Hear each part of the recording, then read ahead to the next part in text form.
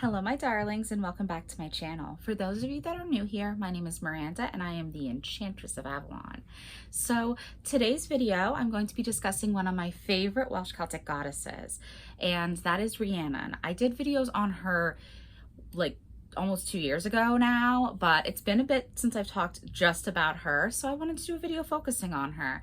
She is such a powerful and potent Welsh Celtic goddess. She is one of the Avalonian goddesses, and she is a goddess of sovereignty. So let's just get started. Her name literally means great queen, and it's derived from rigatona, also meaning great queen, and therefore would also have a connection with the Morrigan, that in Irish means great queen or phantom queen. And that little link up is kind of interesting because an aspect of the Morrigan is maca or matcha. Not really ever sure. I've heard it pronounced both ways. And maca is the red mare, and Rhiannon is associated with white mares, as you can see on the cover of this amazing book by Genetelle and Drew, Rhiannon, Divine Queen of the Celtic Britons. I highly recommend it if you are interested in Rhiannon's tale and just feel drawn to her. It's an amazing book that does a really thorough overview of the lore that is existent of her. Now, her story is derived from the Mabinogion, and she appears in the first and the third branch as a main figure in the stories, and her Adar Rhiannon, or Birds of Rhiannon, appear in the second branch as well, even though she herself does not appear. And the Adar Rhiannon and her aspects with sovereignty are the two things I'm really wanting to focus on in this video. And I'll start with the Adar Rhiannon because they are utterly fascinating. Okay, the Birds of Rhiannon are these three songbirds, and sometimes they're depicted as white, sometimes they're depicted as blackbirds. I personally always picture them as starlings though. I just feel like these birds would be starlings. I actually wrote an entire blog post just describing why I think they're starlings. It's just, I see a starling and I think of Rhiannon. So to me, that's my personal opinion on that. It's not derived from anything other than a feeling and intuition. And as I said, these three birds, no matter how they're depicted, there's three of them, and they have a special magical otherworldly song that can lull the living to sleep and wake the dead. This is really important in solidifying Rhiannon as a queen of the other world, and as a goddess who is not just associated with being a fairy queen, but also associated with death. She literally has sway over the living and the dead, and the veil between the living and the dead.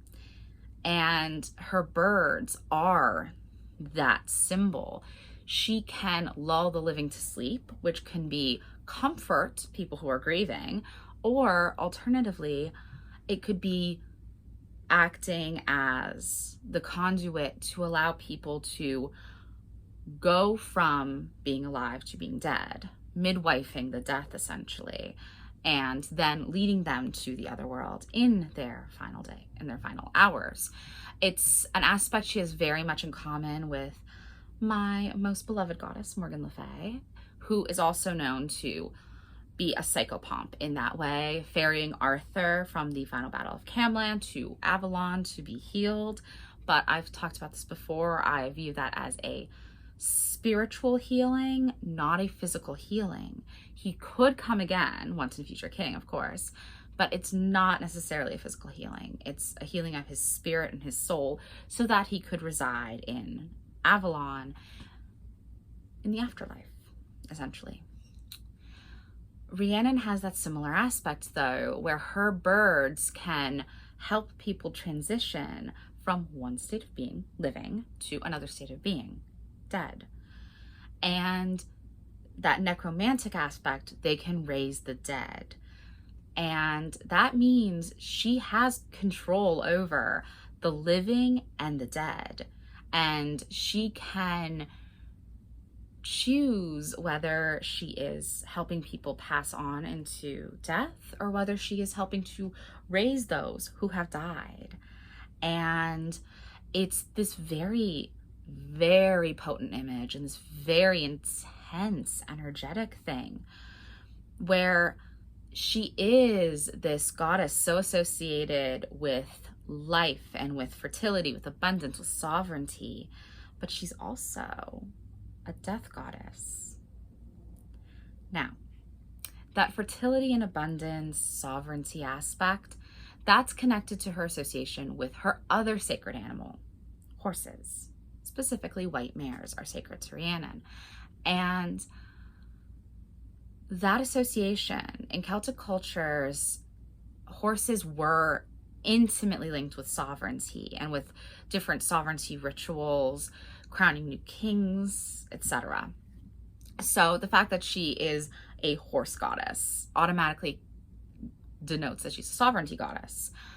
And she is this just potent sovereignty goddess who comes into her first tale, that first branch of the Mabinogi, on this white mare that cannot be caught.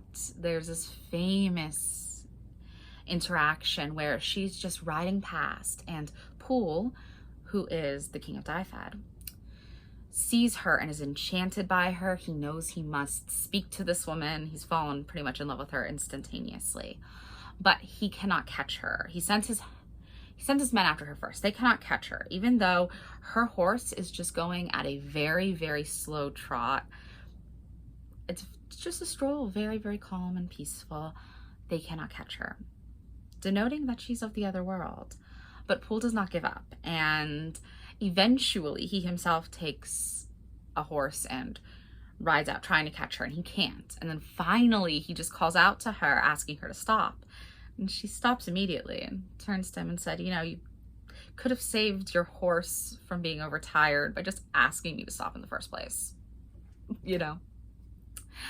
But she then goes on to explain to him that she had fallen in love with him and she wanted to get his attention because in her homeland, which is assumed to be Annwn, the Welsh Celtic otherworld, she is engaged to marry a man she does not love, but if she can bring forth a husband that she does want to marry, she can end that engagement. And of course, he's already very infatuated and agrees to this. And through several trials and tribulations, I do not have time to go into the entire story, they eventually do get to be married. It takes a couple years though.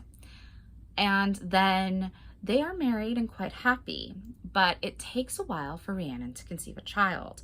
And in fact, Pwyll's advisors were telling him, you should set her aside. She's not right for you. She's not giving you an heir. He refused. And not long after this, she did conceive and she gives birth to a son. And that's the part of her story that everyone remembers because it is just so heart-wrenching. She gives birth to a son, but he is taken when she is sleeping not long after the birth, and the nurses are not paying enough attention. They all either fell asleep or left the room when they were supposed to be guarding him. He's taken and she is accused of murdering her own child. And until he is found alive and brought back to her, she has to, again, with the horse aspect, she has to stand at a gate and offer people rides on her back as if she were an actual horse to the castle after explaining what she's accused of doing. She's still the queen though. Pwyll refused to set her aside, but she takes on this punishment. And that is why Rhiannon is a great goddess energy to teach us how to persevere.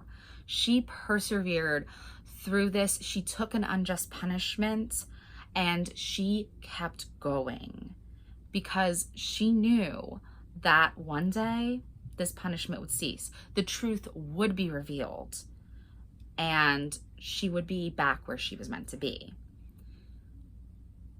After all, it was her aspect of sovereignty. It was her being the literal embodiment of the land of Dyfed that allowed Pwyll to even be king in the first place. Marriage to her cemented kingship. That's what a Celtic sovereignty goddess does often. Either they are marrying a king and cementing his kingship, or they are testing a king to see if he's actually worthy. And that's the Morgan Le Fay aspect of sovereignty, testing kings and knights. But through this all, she never gave up hope that the truth would be revealed and her son was brought back to her, and she was firmly seated back in her role as the queen, fully not having to endure unjust punishment anymore. And to me, that just makes her such a very regal aspect of sovereignty. She's so strong and determined, and it is that energy of the, that horse is very regal, proud, strong, determined, will not wither in the face of adversity. And she was proved right, and she got to have a happy ending. Her son was returned to her, and he was named Pryderi.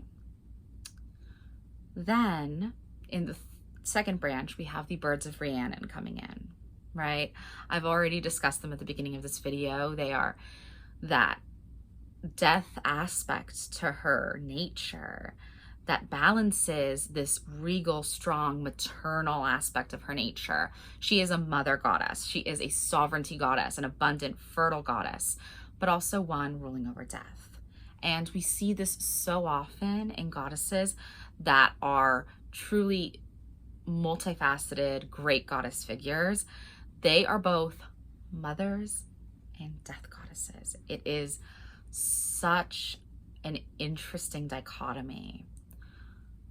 Now, I'm not going to go over the third branch because I don't have time in this video, but I do hope that you've enjoyed listening to my thoughts on Rhiannon as a great mother goddess and as a great death goddess.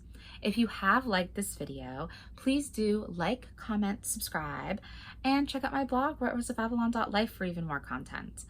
And if you do want to support me more, I have a Ko-Fi page, which is always linked in the description box below, where I post longer form videos. And I also offer tarot and oracle card reading services on my website. So maybe consider getting one. So I hope you all have a wonderful week. Bye now.